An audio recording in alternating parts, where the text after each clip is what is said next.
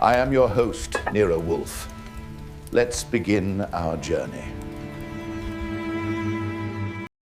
It was a Tuesday in early October, the kind of New York morning where the air is crisp enough to make you feel efficient even if you have nothing to do but watch the dust motes dance in a shaft of sunlight. I was in the office, catching up on the bank balance and wondering if Fritz would consider an omelette for lunch when the doorbell rang. I checked the one-way glass and saw a man who looked like he had been manufactured in a factory that specialized in distinguished anxiety. He was in his 60s, wearing a tweed jacket that had seen better decades and clutching a leather briefcase as if it contained the secret to eternal life. I opened the door, and he didn't even wait for a greeting. "Is he in? Is Mr. Wolfe in? It's a matter of absolute bibliographic emergency." "He's in," I said, stepping back to let him into the hallway. "But until 11 o'clock, he is a plant enthusiast, not a detective. He's currently upstairs with 10,000 orchids, and unless your emergency involves a rare case of black rot on a cattleya, he won't be interested." The man's face fell, but he didn't leave. "I am Dr. Alistair Finch. I'm curator of the Sterling collection. A manuscript has been stolen. Not just any manuscript, the lost memoirs of Victor Thorne, the only copy in existence. I'd heard of Victor Thorne. He was the kind of writer who had been famous for being reclusive, brilliant, and having enough enemies to fill a stadium. The idea that his memoirs had surfaced and then vanished was enough to make even a man like me sit up. But I knew Wolfe. "Wait in the office, Dr. Finch," I said. "I'll see if I can convince him that your lost pages are worth the interruption." I went to the house phone and buzzed the plant rooms. When Wolfe answered, he sounded like a man who had just discovered a caterpillar on his favorite hybrid. "Yes, Archie? You know the schedule." "We have a Dr. Finch in the office," I said. "He says the memoirs of Victor Thorne have been snatched from a locked library. He looks like he's about to have a stroke, and he brought a briefcase that smells like 19th century vellum. He's calling it a bibliographic emergency." There was silence on the other end. I could almost hear the gears of Wolfe's massive brain shifting from botany to betrayal. Wolfe respected Thorne's prose, even if he found the man's personal life to be a chaotic mess. "Thorne," Wolfe murmured, more to himself than to me, "the man who claimed that the truth is a luxury the guilty cannot afford." "Very well, Archie. I shall be down in 1 minute." When the elevator door opened, Wolfe stepped out looking like a massive, yellow-vested thundercloud. He didn't look at Finch. He walked straight to his desk, sat in the chair that was built to withstand a small earthquake, and adjusted his blotter. He didn't offer a hand or a greeting. "Dr. Finch," Wolfe said, his voice a low, melodic rumble, "you suggest that a manuscript kept in a locked library has been removed despite the physical constraints. Is this a puzzle of locks or a puzzle of people?" Finch leaned forward, his hands trembling on his briefcase. "It's both, Mr. Wolfe. The Sterling Estate Library only has 2 keys. One is in my possession. The other was held by Silas Sterling himself, who died 3 days ago. The manuscript was in the vault when he passed. This morning, when I opened the room to begin the inventory, the vault was empty. But the room was still locked from the inside."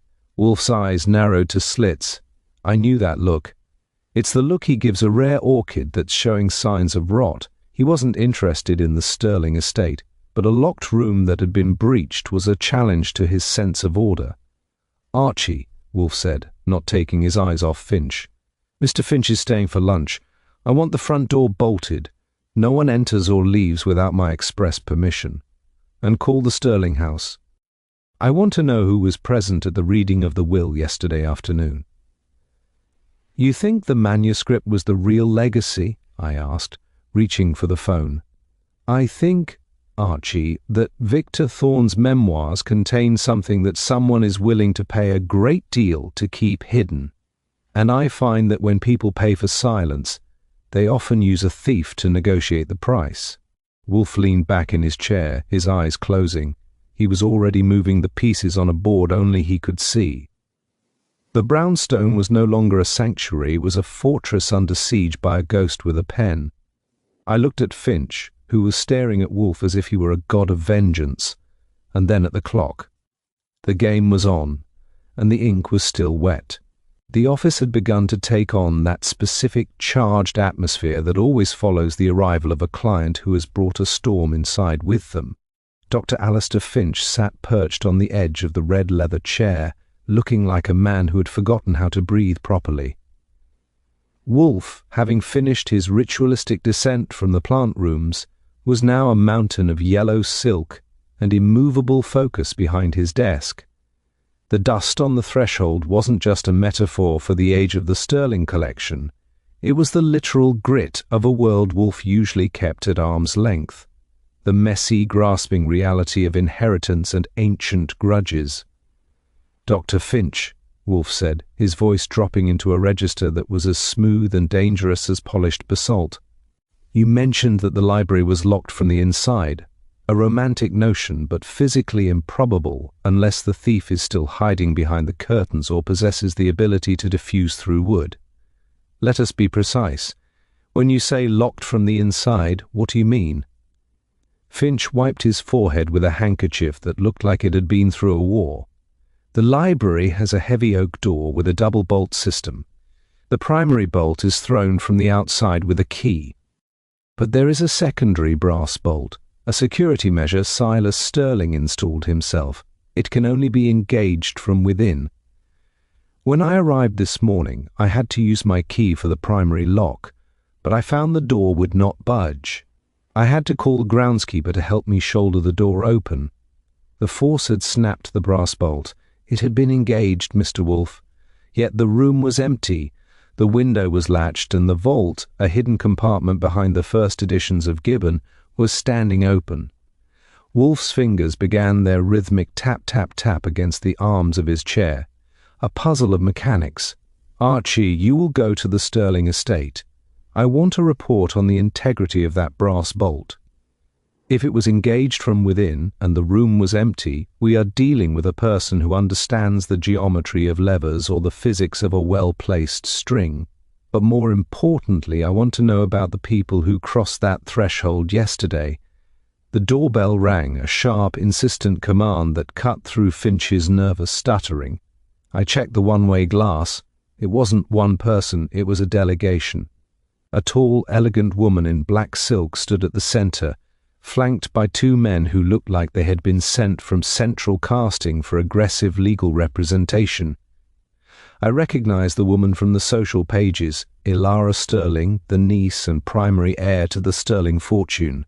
I let them in, and the hallway was suddenly flooded with the scent of expensive perfume and the cold air of entitlement. They marched into the office as if they were taking over a small country. Ilara didn't wait for an introduction. She stood before Wolfe's desk, her eyes like two chips of blue ice. "Mr. Wolfe," she said, her voice a cultivated rasp, "I understand Dr. Finch has brought his hysterics to you. I am here to tell you there is no case. The Victor Thorne manuscript was a myth, a piece of senile fiction my uncle invented to keep his biographers interested. If it is missing, it is because it never existed in the first place. You are wasting your time, and you are infringing on the privacy of an estate that is currently in probate." Wolfe didn't even blink. He looked at her with the weary patience he usually reserves for a particularly stubborn weed. "Privacy, Miss Sterling, is a commodity you surrendered the moment you allowed your uncle's curator to believe he was guarding a treasure. If the manuscript is a myth, theft is a delusion. However, delusions do not typically involve the snapping of brass bolts. I find the mechanics of the crime more persuasive than your dismissal of it." One of the lawyers stepped forward, but Wolfe silenced him with a flick of his wrist. "Do not speak. You are a secondary character in a drama that has already begun." "Dr. Finch, did Miss Sterling have access to the library yesterday?" "She was there for the reading of the will," Finch whispered, not looking at her. "She and the others." They were all in the hallway outside the library for nearly an hour while the lawyers conferred. The others? Wolfe prompted. Silas's stepson, Julian Thorne, no relation to the author, merely a namesake, Finch explained. And Marcus Vane, the literary agent who has been hounding the estate for years, and, of course, the nurse, Martha Cale. Wolfe's eyes moved to me. The circle is forming, Archie. A niece who wants the story dead, a namesake with a shadow, an agent with an appetite, and a nurse who saw the end. Dust on the threshold, indeed. It seems the Sterling Library was quite crowded for a place that is supposedly locked. Ilara Sterling turned on her heel, her silk dress hissing against the carpet. "You will regret this, Mr. Wolfe. My uncle's secrets are buried with him. If you go digging in that library, you'll find nothing but old paper and older lies." "I am a detective, Miss Sterling," Wolfe remarked as she reached the door. "Old paper is my favorite medium, and I find that flies, like orchids, require a very specific environment to bloom. Archie, see them out, and go to the library. I want to know why a woman who believes a manuscript is a myth is so terrified of its discovery." I led the delegation to the front door, feeling the tension vibrating in the hallway. The brownstone felt smaller, the sanctity of the office breached by the sharp edge of Ilara's ambition. When I returned, Wolfe was staring at the empty air where she had stood. He looked like a man who had just seen the first chapter of a very long, very dark book. "The manuscript is the key, Archie," Wolfe murmured. "Not just to the vault, but to the Sterling family itself. Find the bolt, find the string, and find the reason why Victor Thorne's voice is still loud enough to make the living tremble." The drive up to the Sterling estate in Riverdale gave me plenty of time to chew on the list of people who had been hovering around Silas Sterling's library like vultures at a buffet. By the time I turned the Heron into the long gravel driveway, the autumn leaves were swirling in the wind, and the house itself, a Gothic pile of grey stone and ivy, looked like the kind of place where secrets go to retire and grow mould. I parked behind a sleek black sedan that probably belonged to the literary agent and made my way to the front door. Inside, the house was as cold as a tomb and twice as quiet. I found the suspects gathered in the drawing room, a space filled with heavy velvet curtains and furniture that looked too uncomfortable to actually sit on. The circle of scribes was in full session, though nobody was doing any writing. They were mostly doing a lot of wary staring. First, there was Julian Thorne, the stepson. He was a pale, wiry man in his 30s with eyes that never seemed to land on the same spot for more than a second. He was sitting by the cold fireplace, picking at a loose thread on his sleeve. According to Finch, Silas had treated him like a disappointment for decades, mostly because he lacked the intellectual fire of his namesake. Julian had the look of a man who had spent his whole life waiting for a check that was always in the mail. Then there was literary agent Marcus Vane. He was a sharp-featured man in a suit that cost more than my first 2 years of salary combined. He was standing by the window, tapping a gold pen against his teeth. Vane was the kind of guy who could smell a bestseller through a lead-lined vault. If Thorne's memoirs were real, Vane stood to make enough commission to buy his own island. He didn't look like a man who would let a little thing like a locked door stand between him and a 15% cut of a literary sensation. In the corner, sitting as still as a statue, was Martha Cale, the nurse. She was a sturdy woman with greying hair and a face that suggested she had seen everything the human body can do and wasn't particularly impressed by any of it. She had been with Silas for the last 5 years, making her the person who knew his routines better than anyone. If Silas had hidden a manuscript, or if he had talked in his sleep about where the key was, Martha would be the one with the data. I introduced myself with the kind of casual grin that usually makes people want to either talk to me or punch me. Archie Goodwin, representing Nero Wolfe. We're here to look into the local Vanishing Act. I assume you've all been briefed on the fact that the library isn't as secure as the brochure claimed. Marcus Vane turned from the window, his smile as thin as a razor blade. "Mr. Goodwin, we've heard of Mr. Wolfe's—" eccentricities, but I fail to see what a private investigator can do that the estate's lawyers cannot. The manuscript is a family matter. Actually, it's a theft matter, I corrected. And since the family seems to be divided on whether the thing even exists, Wolfe thought a little objective observation might be in order. Mr. Thorne, I understand you were in the hallway yesterday when the will was being read. Did you happen to notice anyone slipping away for a private tour of the bookshelves? Julian Thorne looked up, his face twitching. We were all together, the lawyers were inside, we were just waiting. I didn't see anything, I don't care about the book. I just want the estate settled so I can get out of this refrigerator of a house. And you, Miss Cale, I asked, you were the one who saw Silas last. Did he mention the manuscript, or perhaps a sudden change in his security arrangements? Martha Cale looked at me with eyes that were remarkably level. Mr. Sterling was a private man, Mr. Goodwin. He kept his own counsel. But I will tell you this, for the last month he was terrified. He wasn't afraid of dying, he was afraid of being read. He spent hours in that library, and every time he came out he looked like he'd been through a ghost story. Terrified of his own memoirs? I mused. That's a new one. Most writers are terrified they won't be read. The tension in the room was as thick as the first edition's dust. Each of them had a reason to want that manuscript, and each of them had a reason to want it gone. Elara Sterling, who I had met at the office, walked into the room then, her presence like a sudden drop in temperature. She didn't look at the others, she looked straight at me. Mr. Goodwin, I told Mr. Wolfe his services were not required. I see he is as persistent as he is expensive. If you wish to examine the library, do so quickly. I intend to have the room sealed by the end of the day. I'll be fast, I promised. I just want to see the bolt that everyone is so excited about. I left the circle of suspects and headed for the library. As I walked down the long, dim corridor, I could feel their eyes on my back. Julian Thorne's desperation, Marcus Vane's greed, Martha Cale's secrets, and Elara's cold fury. It was a volatile mixture. Wolfe was right, the circle was forming, and it was tightening around a room that shouldn't have been able to be breached.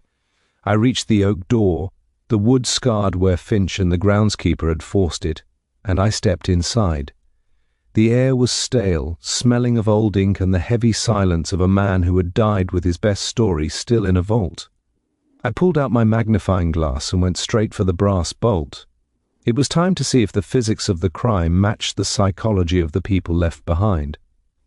The Sterling Library was the kind of room that felt like it was designed to keep the world out, or perhaps to keep something very specific in. It was 2 stories of mahogany shelves, rolling ladders, and the heavy, intoxicating scent of decaying paper. I stood by the door, examining the brass bolt that had been the centerpiece of Dr. Finch's panic. The metal was sheared clean where the force of the shoulder had hit it, but as I looked closer with my magnifying glass, I saw something that didn't fit the narrative of a simple break-in. There were faint, rhythmic scratches around the base of the bolt housing, the kind made by a thin wire or a piece of high-tensile fish line. Wolfe's theory about the geometry of levers was starting to look like a solid bet. If you loop a line around a sliding bolt, pass it under the door, and pull from the hallway, you can engage the lock from the outside. It's a classic trick for making a room look like a tomb, but it requires 2 things, a gap at the bottom of the door, and a person with enough patience to wiggle a piece of brass into place while staring at a floorboard. I checked the gap. It was wide enough for a heavy-duty silk thread. I moved from the door to the vault. It was hidden behind a false front of leather-bound volumes of Gibbon's Decline and Fall of the Roman Empire. The mechanism was clever, a pressure plate beneath the floorboard that released a catch. The vault was empty now, save for a lingering scent of cedar and a single rectangular shadow on the velvet lining where the manuscript had rested. I didn't find any fingerprints. The thief had been professional enough to wear gloves. But as I leaned into the small space, my nose picked up something that wasn't cedar or old paper. It was a faint medicinal tang, antiseptic, like the kind used in a high-end clinic.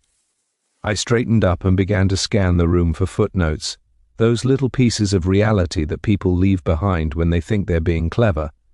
On the desk, Silas Sterling's last pen sat in a silver tray. Beside it was a stack of blotting paper. I picked up the top sheet and held it to the light. Most of the marks were illegible, but near the bottom I saw a clear impression of a name, Valerie. It wasn't a name I'd heard in the drawing room. I spent the next hour doing the legwork that Wolfe hates, poking into corners and checking the dust patterns. I found a small, crumpled piece of stationery in the wastebasket. It was from the Vane agency, Marcus Vane's outfit. The note was brief and not particularly friendly. Silas, the offer from the London syndicate expires on Friday. If you don't sign the release for the Thorn memoirs, I can't guarantee the secrecy of the 34 journals. Think of the family. So Vane was using the memoirs as a carrot, but he had a much bigger stick in the form of something called the 34 journals. I made a mental note to ask Wolfe about the significance of 1934 in the Thorn-Sterling timeline.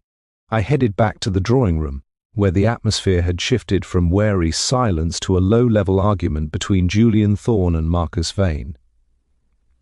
They stopped when I entered, both of them looking at me as if I were carrying a ticking bomb. "Find what you were looking for, Goodwin?" Vane asked, his gold pen still doing a nervous dance against his teeth. "Just a few footnotes," I said, leaning against the doorframe. "Mr. Vane, you seem very interested in the memoirs, but this note I found in the trash mentions 34 journals. Was Victor Thorn writing a history book, or was he keeping a diary of someone else's mistakes?" Vane's face went the color of a bad oyster. "That is a private matter between my agency and the estate. I suggest you stay out of files that don't concern theft. Everything concerns the theft when the room is locked from the inside with a fishing line," I said, watching Julian Thorn's reaction. He didn't look surprised, he looked terrified. I turned to Martha Cale, the nurse. "Miss Cale, you have a very distinctive scent, antiseptic and peppermint. It's the same scent I found inside the secret vault. You wouldn't happen to have been doing a little light reading in the library yesterday, would you?" Martha didn't flinch. She just tightened her grip on her knitting. "Mr. Sterling asked me to check the vault every day, Mr. Goodwin. He was afraid someone would try to switch the manuscript for a forgery. I was there yesterday morning at his request. It was still there then. And the name Valerie," I asked, "does that ring a bell for anyone?" The room went dead silent. Ilara Sterling, who had been standing by the window, turned slowly. Her face was a mask of calculated indifference, but her hands were trembling. "Valerie was my mother's name," she said, her voice a cold whisper. "She died in 1934. In this house. If my uncle was writing about her, he was digging up a tragedy that has no business being in a bestseller. I had my footnotes, a fishing line trick, a threat from an agent, a nurse with access to the vault, and a dead mother whose name was the last thing Silas Sterling had blotted." I headed back to the Heron, the autumn wind whistling through the trees like a warning. Wolfe was going to have a lot to say about 1934, and I had a feeling the locked library was just the beginning of a very long, very dark narrative. I returned to Brownstone at 4 o'clock, the afternoon sun casting long skeletal shadows across 35th Street. The house was in its mid-afternoon lull, that period of profound stillness where the only sound is the occasional clink of a copper pot from the kitchen or the hum of the elevator, as Wolfe prepares to descend from his 4 o'clock session with the orchids. I let myself in and found the office exactly as I had left it, with one exception that made the hair on the back of my neck do a little dance. On the small table between the two large bookshelves, where Wolfe keeps a tray with a crystal decanter of water and 2 glasses, the decanter had been moved. It was a heavy piece of Waterford glass that usually sits precisely in the center of its silver tray. Now it was perched precariously near the edge, its stopper tilted at an angle that suggested haste. Beside it, on the polished wood of the table, was a faint, damp ring, a mark that hadn't been there when I'd left to play the role of the inquisitive nephew at the Sterling estate. Wolfe was already at his desk, having come down a few minutes early. He was staring at the decanter with an expression of monumental distaste, as if it had personally insulted his ancestry. He didn't look at me as I entered. He simply pointed a massive finger at the displaced glass. "Archie," he said, his voice a low, melodic rumble of indignation. "We have had a visitor. Not a guest, for a guest would have been announced by Fritz. A trespasser, one who felt the need for a drink of water in the midst of their larceny." I checked the tray. Fritz was in the basement, Wolfe. He was checking the delivery of the New Jersey squabs. He didn't hear a thing. "But look at the glasses. They're both clean, yet the decanter is down an inch. Our friend didn't use a glass. They drank straight from the bottle. That's not just a trespass. It's a breach of etiquette that would make a longshoreman blush. It is more than that," Wolfe remarked, his eyes narrowing to slits. "Check the third drawer of the filing cabinet, the one containing the correspondence from the 1930s. I pulled the drawer. It didn't look like it had been rifled, but when I ran my hand over the folders, I felt the discrepancy. The file on the Victor Thorne estate, a collection of letters Wolfe had acquired years ago during a different case, was gone. In its place was a single white carnation, its stem cut at a sharp professional angle. "The florist," I murmured, the name tasting like lead in my mouth. "Marcus Bell." If he was here, he wasn't just looking for water. He was looking for a connection. He's the one who's been positioning the Sterling suspects. And he's the one who just trespassed in our house to prove he could. I sat at my desk and gave Wolfe the report from the Sterling library. I told him about the brass bolt and the fish line trick, the antiseptic scent in the vault, and the note from Marcus Vane about the 1934 journals. I saved the name Valerie for last. Elara Sterling says Valerie was her mother, who died in the house in 1934, I said. She looked like she'd seen a ghost when I mentioned it. And Martha Cale, the nurse, was definitely in that vault. She smells like a hospital, and so did the velvet lining where the manuscript sat. Wolfe leaned back in his chair, his fingers interlaced over his middle. The tap-tap-tap of his fingers against his stomach was the only sound in the room. "The year 1934 is the pivot, Archie. It was the year Victor Thorne disappeared from public life. It was also the year Silas Sterling took control of the Thorne Literary Trust. If the memoirs were a record of that year, they were not merely a literary legacy, they were a confession of a crime that has been dormant for over 40 years. "You think Silas killed the mother?" I asked. "I think Silas Sterling and Victor Thorne were joined at the hip by a secret so corrosive it eventually consumed them both," Wolfe replied. "The displaced decanter and the stolen file are a message from Marcus Bell. He is telling us that he is already 2 chapters ahead of us. He knows what was in those memoirs because he has them. He stole them from the locked library using the very trick you identified, and now he is scrubbing the archives, including ours, of any evidence that could link the Sterling fortune to the events of 1934. "So we're chasing a ghost who's already cleared the shelves," I said, feeling the frustration start to boil. If Bell has the manuscript, why is he still hanging around? Why not just burn it and be done with it? "Because," Wolfe said, his voice dropping into a register of quiet, dangerous precision, "Marcus Bell is a merchant of leverage, not a destroyer of it. He doesn't want the manuscript to disappear. He wants to be the one who decides who pays for its silence. He is currently playing the Sterling heirs against each other, offering the truth to the highest bidder. Elara wants it to stay buried. Julian wants it to be his ticket to freedom. And the nurse knows where the bodies are buried because she was the one who tended to the gravedigger." Wolfe reached for his beer, his eyes glowing with a fierce intellectual light.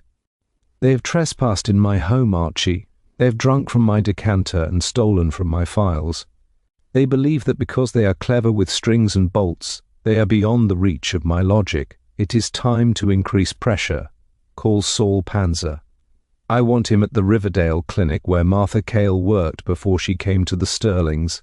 I want to know about a patient named Valerie Sterling who died in 1934, and I want to know who signed the death certificate. I reached for the phone, my mind already on the next move. The subtle trespass had been a mistake. Marcus Bell and his circle had forgotten that while they were experts at the heist, Nero Wolfe was the master of the motive. And in this house, nobody moves the decanter without paying for the bottle. The sun had vanished behind the palisades, leaving a sky the color of a fresh bruise. Inside the office, the air was thick with the smell of old ink and the cold metallic scent of the heavy-duty iron bolt I had brought back from the Sterling Library. Wolfe sat in his chair, his eyes closed, his fingers moving in a rhythmic, silent dance against the arms of his seat. He was digesting the data, the medical tang in the vault, the name Valerie, and the subtle insult of the displaced decanter. The ink and iron of the case were finally starting to merge into a single narrative, but it was a narrative written in blood and kept in a ledger of lies. "Saul has reported in," I said, leaning against the edge of my desk. He spent the last 3 hours digging through the basement of the Riverdale Clinic. It wasn't easy. The records from 1934 were supposed to be destroyed in a flood 10 years ago. But Saul has a way of finding the one dry box in a swamp. He found the intake card for Valerie Sterling. She wasn't admitted for a lingering illness, as the family history claims. She was admitted with a traumatic head injury, and the man who brought her in wasn't her husband. It was Victor Thorne. Wolfe opened one eye, a sharp golden glint in the twilight of the room. And the death certificate, Archie, who provided the ink for that particular fiction. "The signature is a scribble, but the notary stamp is clear," I said. "It was Marcus Vane's father. The Vanes have been the literary agents for the Sterling family's secrets for 2 generations. They didn't just market Thorne's books, they marketed the silence of his crimes. The 34 journals weren't Victor Thorne's memoirs, they were Silas Sterling's blackmail files on Thorne. And the manuscript that's missing now? It's Thorne's final attempt to flip the script. The pressure is mounting," Wolfe murmured, his voice a low vibration. "Marcus Bell knows that we are close. The break-in at our filing cabinet was not a search for information. It was a distraction. He wanted us to look at the past so we wouldn't see the second betrayal happening in the present. Archie, call the Sterling house. I want to speak to Martha Cale. Not the nurse, but the witness." I picked up the phone, but before I could dial, the front doorbell rang. A long, frantic buzz that sounded like a panic attack in electrical form. I checked the one-way glass and saw Julian Thorne. He was without a coat, his hair disheveled by the wind, and he was clutching a bundle of papers to his chest as if they were a shield. I let him in, and he practically collapsed into the hallway, smelling of cheap whiskey and expensive fear. "He's going to kill me," Julian gasped, stumbling into the office. "Vane, he found out I had the other half. He thought Silas destroyed it, but I found it in the lining of the old man's trunk. It's all here, Mr. Wolfe. The reason my mother died, the reason Victor Thorne vanished. It wasn't an accident. They were arguing over the rights to Thorne's first novel, and Silas hit her. Victor Thorne spent 40 years in a private sanitarium, paid for by Silas, to keep him from telling the truth. Wolfe didn't move to help the man. He simply watched him with a look of profound clinical interest. "And the manuscript, Mr. Thorne, the one stolen from the library?" "That was the bait," Julian cried, throwing the papers onto Wolfe's desk. "Vane and Bell orchestrated the theft to see if anyone else would come forward with more evidence. They wanted to flush the logs. I was a fool. I thought I could use them to get my inheritance early. But Bell isn't interested in money. He's interested in the Sterling Corporation. He's going to use this to force Alara to sign over the board seats." This was the increased pressure Wolfe had anticipated. The case had shifted from a literary mystery to a corporate coup, with a 40-year-old homicide as the fulcrum. A master player had used Julian Thorne as a pawn, and now he had run to the only place in New York where the walls were thick enough to keep the truth from leaking out. "Archie," Wolfe said, his voice as cold as the iron bolt on the desk. "Mr. Thorne will stay in the south room. Bolt the door from the outside. He is to be provided with a sandwich and a glass of milk, but no phone calls. Then I want you to go back to Riverdale. Don't go to the house. Go to the potting shed behind the library. If my deduction about the fish line is correct, the person who engaged that bolt didn't go out the door. They went out the window, and they left a very specific piece of ironmongery behind. I led a shivering Julian Thorne upstairs, my mind racing. The second betrayal wasn't Julian's, it was Marcus Vane's. He had turned on the family he had served for decades, partnering with Marcus Bell to strip the Sterling estate bare. As I headed back to the Heron, I saw a black sedan idling at the corner of 35th Street, suspicious surveillance that didn't even try to hide. Bell was watching the house, waiting for the final germination. I drove toward Riverdale, the snow beginning to fall in earnest now, a white shroud for a house built on a grave. The ink of the past was finally meeting the iron of the present, and by the time the sun came up, Nero Wolfe was going to ensure that the final draft of the Sterling memoirs was written in a courtroom. "One more thing, Archie," Wolfe's voice had followed me to the door. "Check the potting soil.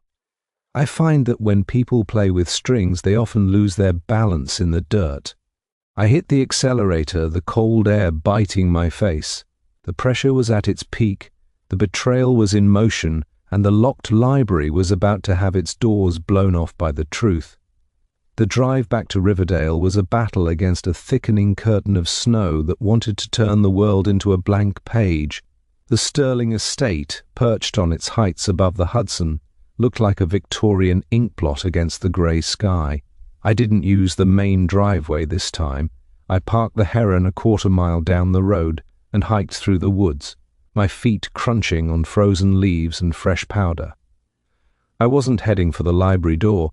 I was heading for the ground beneath the library window, a spot Wolfe had identified with the chilling accuracy of a man who sees the world as a series of inevitable angles. The potting shed was a small stone structure leaning against the garden wall, smelling of damp earth, dormant bulbs, and ancient rot. I kept my flashlight low, the beam cutting through the gloom to reveal a chaos of overturned pots and rusted shears. But I wasn't looking for gardening tools. I was looking for the silent editor, the person who had corrected the narrative of Silas Sterling's death by ensuring the library looked like a fortress from the inside. I found it near the back of the shed, buried beneath a pile of mouldy burlap sacks. It wasn't a manuscript, it was a rig, a spool of heavy-duty nylon fish line, a small lead weight, and a peculiar piece of ironmongery, a bent coat hanger that had been fashioned into a crude hook. This was the mechanism for the locked room. The hook would be looped over the brass bolt from the outside through the gap in the window sash. The line pulled tight to slide the bolt home, and then the hook jiggled free to fall into the rose bushes below. But Wolfe had been right about the soil.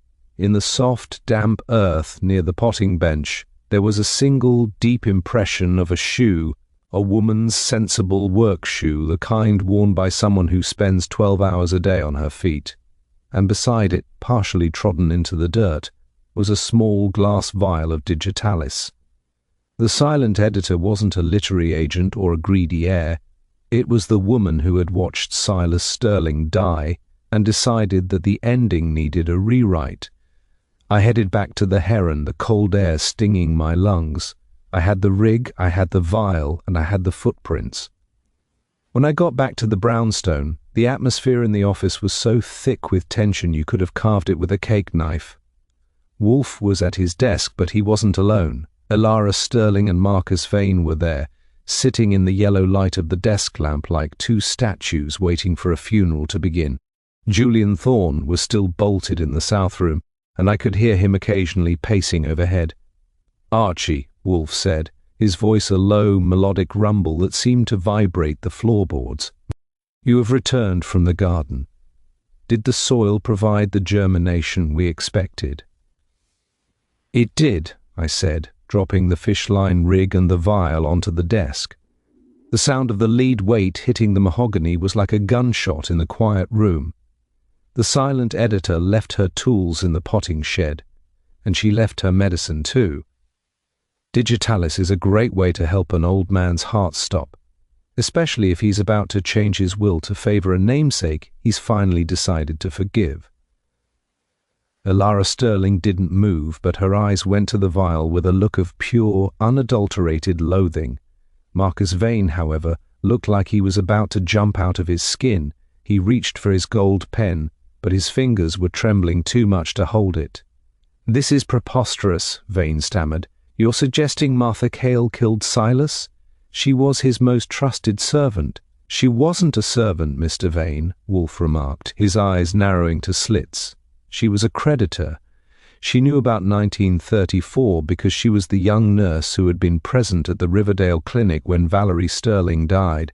She had spent 40 years waiting for her payout, and when Silas Sterling began to show signs of a deathbed conversion, a desire to publish the Thorn memoirs and clear his conscience, she realized her leverage was about to evaporate.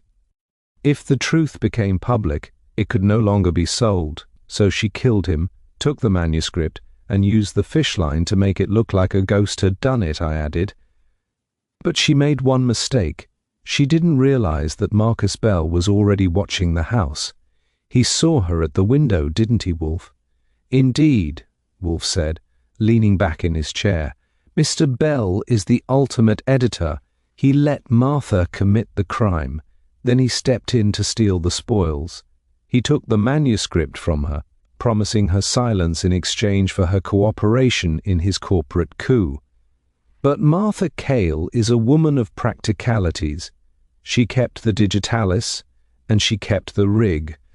She was prepared to frame Julian Thorne if the pressure became too great." Wolfe looked at Elara Sterling. "And you, Miss Sterling, you knew your mother didn't die of a lingering illness. You knew Silas had struck her during an argument over Thorne's royalties. You were willing to let Martha Cale walk free and let Marcus Bell strip your estate just to keep that one ugly sentence out of the Thorne memoirs. You were the silent partner in your own destruction." Elara stood up, her black silk dress hissing. "My mother's name is not for sale, Mr. Wolfe. Not to a publisher and not to a detective. It is already sold, Miss Sterling," Wolfe said, his voice dropping into a register of absolute cold finality. "The only question remaining is the price of the redemption." "Archie," called Inspector Cramer, "tell him to bring Martha Cale to this office. And tell him to bring a stenographer. We are about to produce the final draft of the Sterling tragedy."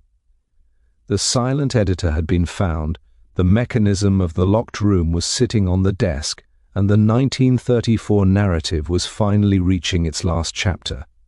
As I reached for the phone, I saw Marcus Bell's sedan pull up to the curb outside.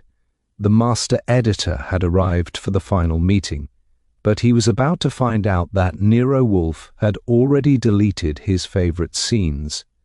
The office was no longer a room, it had become a court of final appeal, chilled by the winter air and the glacial presence of the man behind the desk. It was nearly 11 o'clock. Outside, the city was a frozen landscape of silence, but inside the air was heavy with the scent of wet wool and the sharp clinical smell of the fish line and the lead weight that sat on the parquet floor like discarded props from a low-rent theatre. The suspects were arranged in a semicircle of red leather chairs, their finery now looking like discarded costumes. Elara Sterling sat on the far left, her chin tilted at an angle that suggested she still believed her social standing could act as a shield. Beside her, Marcus Vane was a ruin of a man, his tuxedo damp with perspiration, his hands clutching a gold pen as if it were a life raft. Julian Thorne, brought down from the south room, sat huddled in his chair, looking like he'd been through a centrifuge. Martha Cale sat as still as a statue, her hands folded in her lap, her eyes fixed on the silver tray on Wolfe's desk. And then there was Marcus Bell. He sat on the far right, his composure regained, his eyes narrowed to predatory slits. He looked like a man who had already calculated the odds and decided the house was still in his favor. Nero Wolfe was back in his throne, his yellow silk vest a splash of defiant color in the center of the room. On his desk, sitting on a square of black velvet, was the vial of digitalis and the fishline rig.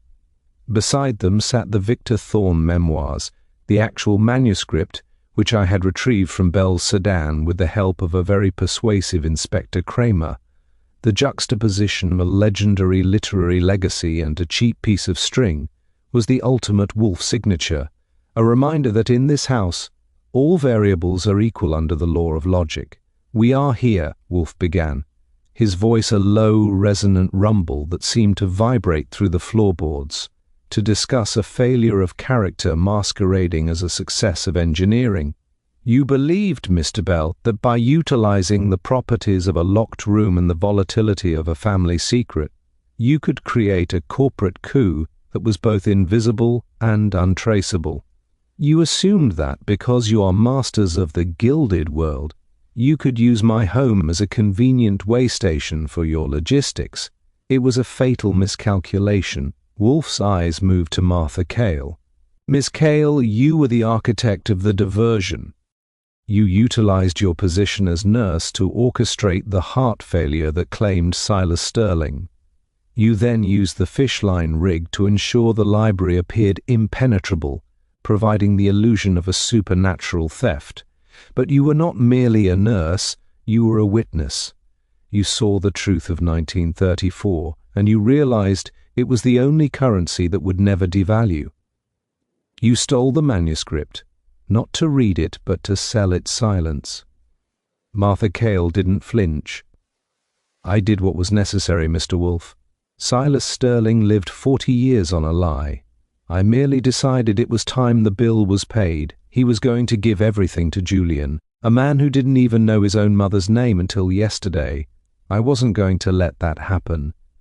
"And you, Miss Sterling," Wolfe said, his voice dropping into a register of absolute cold finality, "you were the primary beneficiary of the silence. Your estate was built on the suppressed royalties of Victor Thorne and the buried tragedy of your mother's death. You were willing to let a murderer walk free and let Marcus Bell strip your corporate board just to keep the Sterling name out of the headlines. You were the silent partner in your own destruction." Elara Sterling didn't move, but her eyes went to the manuscript with a look of pure, unadulterated loathing. "My family's name is not a matter for public consumption, Mr. Wolfe. If Silas wanted to confess, he should have done it in a church, not a memoir." "A memoir is a church of the secular, Miss Sterling," Wolfe remarked. "And as for the gilded world, it is currently thawing. Marcus Bell, your corporate precision was your undoing. You established a surveillance perimeter that was so tight it actually captured the crime you were trying to exploit. When Archie found the rig in the potting shed, he didn't just find evidence of a theft, he found the signature of your collaboration. You let Martha Cale commit the crime, then you stepped in to steal the spoils. You are not an editor, you are a fence." Bell shifted in his chair, his jaw set. "The manuscript was in my car because I was protecting it, Wolfe. I was bringing it to the police.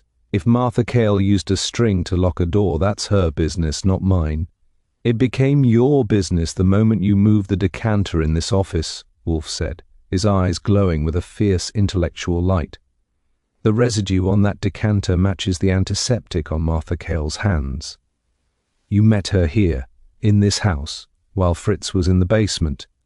You exchanged the manuscript for a promise of immunity, but you forgot one thing: in this house, the decanter is never out of place without a reason." Wolfe picked up the lead weight from the fishline rig. "This weight bears the specific alloy of the Sterling Estates garden weights, and the digitalis in this vial bears the batch number of the Riverdale clinic where you, Miss Cale, worked in 1934. It is a signature that links the death of Silas Sterling directly to the tragedy of Valerie Sterling. The narrative is complete, Mr. Bell. The final draft has been written." Cramer stepped out from behind the globe, his badge catching the light. "I think that's our cue, Inspector. The locked library is open, and the suspects are ready for a different kind of confinement." The office gathering was over. The gilded thieves were led out into the freezing night, their finery now a badge of their failure. Wolfe didn't move. He sat in his chair, his eyes fixed on the Victor Thorne memoirs, a man who had finally seen the truth emerge from the locked room of history. The final draft was done, and for the first time in 40 years, the Sterling family was out of secrets. The office felt as though the oxygen had been replaced by a heavy, ancient dust, the kind that only settles after a tomb has been opened and the air finally rushes in. Inspector Cramer had departed with his prize, a caravan of police cars carrying away the remains of the Sterling dynasty. The silence that followed was thick and absolute, broken only by the rhythmic, muffled ticking of the clock on the mantel. Nero Wolfe sat behind his desk, his eyes closed, his massive hands resting on the arms of his chair like a king who had just signed a treaty for a war he never wanted to fight. The erased narrative was no longer a mystery. It was a physical weight sitting on the desk between us. The Victor Thorne memoirs, those pages that had caused a death, a corporate coup, and a breach of our own front door, looked remarkably ordinary under the yellow glow of the desk lamp. It was just a stack of paper, bound by a fading ribbon, yet it had been the fulcrum upon which several lives had just been shattered. Wolfe opened his eyes and looked at the manuscript. The irony of the written word, Archie, he said, his voice a low, resonant rumble. Victor Thorne spent 40 years in a forced silence, a living ghost maintained by Silas Sterling's checkbook. He wrote this not to achieve fame, but to ensure that the erasure was not permanent. He knew Silas would eventually succumb to the gravity of his own conscience. He didn't write a memoir, he wrote a reclamation of his own existence. I sat at my desk, pulling a fresh sheet of paper into the typewriter to start the formal report. It's a hell of a price for a story, Wolfe. Silas died, Martha Cale headed for the chair, and Alara Sterling watched her family tree get cut down for firewood, all because of an argument over a book in 1934. It was never just a book, Archie, Wolfe remarked, reaching for the crystal bottle of beer that Fritz had placed on the desk 5 minutes ago. It was the precedent. Silas Sterling struck Valerie because she threatened to reveal that he had ghostwritten the very works that made Thorne famous. Silas had the ambition but not the soul. Thorne had the soul but not the stomach for the world. They were a parasitic binary. When Silas killed Valerie, the parasite became the predator. He used the crime to lock Thorne away, not to protect Thorne but to protect the brand. The Sterling fortune was built on the bones of a man who was already dead to the world. I stopped typing and looked at the manuscript. And Martha Cale? She was just waiting for the right moment to cash in on the secret she'd been carrying since she was a candy striper. Martha Cale is a woman of terrifying pragmatism, Wolfe said, his eyes narrowing. She didn't care about the literary world or the Sterling name. She cared about the pension that had been promised to her in 1934 and never delivered. When she realized Silas was going to publish the truth and essentially bankrupt the legacy she intended to bleed, she decided to edit the finale. She assumed that by using the fish line trick, she could create a diversion that would allow her to vanish with the manuscript. She didn't account for Marcus Bell's own brand of editorial interference. The phone rang, its sharp trill cutting through the philosophical gloom. It was Saul Panzer, reporting from the Riverdale clinic. He had found the secondary ledger, the one Martha Cale had used as her own private insurance policy. It confirmed everything Wolfe had deduced, the payments, the forged death certificate, and the decades of blackmail that had kept the Sterling library locked. "The narrative is no longer erased, Saul," I said into the receiver. "A stenographer at Center Street is reading it into the record. Go get some sleep." I hung up and looked at Wolfe. He was staring at the displaced decanter, which I had finally moved back to its proper place. "You knew Bell was the one who moved that, didn't you?" "Even before I gave you the report from the library." "Mr. Bell is a man of theatre, Archie. He could not resist the urge to leave a signature at his rival's house. He moved the decanter to tell me that my own environment was as susceptible to his manipulation as the Sterling Library. He believed that by stealing our Thorn file he had blinded us to the past. He forgot that the past is not a file, it is a foundation. One cannot erase the foundation without the entire structure collapsing upon the eraser. Wolfe stood, a sudden movement signaling the end of intellectual engagement. He walked over to the globe and gave it a small, decisive spin. "The Victor Thorn memoirs will be published, Archie. But they will be published by the estate's executors, with the proceeds going to the survivors of the Riverdale Clinic. The truth is no longer a luxury the guilty cannot afford. It is a debt that has finally been collected with interest." I watched the globe spin, the colors of the world blurring into a single grey smear. The erased narrative was back in the light, but the room still felt haunted by the weight of 1934. Wolfe headed for the elevator, his yellow vest disappearing into the shadows of the hallway. The game was over, the locked room was empty, and the final draft was in the hands of the law. I turned back to my typewriter, the keys clicking away in the silence of the brownstone, recording the last few footnotes of a story that should have been told 40 years ago. The following morning, the brownstone had reclaimed its usual atmosphere of heavy, scholarly peace, as if the ghosts of the Sterling estate had been exorcised by the mere act of scrubbing the office floor and returning the Waterford decanter to its precise coordinates. The sun was hitting the back of the house, casting long golden rectangles across the parquet, where, only hours ago, the circle of scribes had stood in judgment of themselves. I had spent the early hours at the precinct, dealing with the kind of paperwork that makes you wish you'd taken up a simpler profession, like ice harvesting in the Yukon. By the time I walked back into the office at 11, the city outside was humming with its usual chaotic energy, but inside, the air was as still as a frozen pond. Wolfe was in his chair, but he wasn't reading. He was staring at the space on the silver tray where the decanter sat. His eyes narrowed as if he were checking for a microscopic shift in its position. The Victor Thorn memoirs were gone, taken as evidence by two men from the district attorney's office who looked like they'd never seen a piece of literature that didn't have a subpoena attached. In their place was a fresh bottle of beer and a small, delicate sprig of a phalaenopsis I didn't recognize. Something Theodore had brought down to signal that the world was once again focused on things that grew rather than things that were suppressed. "The DA is happy, Wolfe," I said, tossing my hat onto the rack and sliding into my chair. "Cramer says Martha Cale is already looking into the possibilities of a plea bargain, though since she used digitalis to edit a will and a life, she's not going to find much sympathy.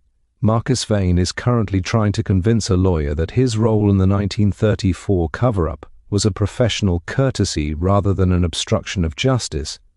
It's a regular festival of finger-pointing." Wolfe didn't look up. He poured his beer with a steady hand, the head forming a perfect creamy inch at the top of the glass. "The happiness of the district attorney is a matter of supreme indifference to me, Archie. Solution integrity is what matters. A problem has been posed, its variables have been analyzed, and its conclusion has been reached. The fact that it also happens to involve the dismantling of a corporate parasite's empire is merely a pleasant side effect. Pleasant for us, maybe. Not so much for the Sterling board, I noted. They're currently at a hotel in Midtown, wondering if they're going to be the next ones to be audited by the public. Julian Thorne told me to tell you that he's moving to a small cottage in Vermont to actually try his hand at writing, which might be the only good thing to come out of this entire mess. He's leaving the Sterling name behind. Wolfe grunted, a sound of deep subterranean skepticism. Mr. Thorne is a man who preferred the comfort of a namesake to the effort of a genuine identity. He was the product of a vanity project, and he was content to stay in the dark as long as the checks were signed. He deserves his quietude. It is a small price to pay for the audacity of allowing his family to use his mother's death as a foundation for their fortune. Fritz came in then, carrying a tray with a small covered dish and a fresh pot of coffee. He looked at the spot where the decanter had been displaced and gave the table a suspicious squint, as if he expected a puddle of melted deception to manifest out of thin air. "Everything is in order, Archie?" he asked, his voice a comfortingly domestic baritone. "As in order as it ever gets, Fritz," I said, leaning back. "The air is clear, the manuscript has been found, and the only things left in this house that are out of place are the memories of 1934. Fritz nodded, satisfied, and retreated to the kitchen. A few minutes later, the elevator groaned, that familiar sound of the mountain returning to the plains, and the rhythmic thud of Wolfe's footsteps signaled the end of his midday session. He had spent the last hour with the orchids, a ritual that always seems to reset his internal clock after a brush with the ugliness of human ambition.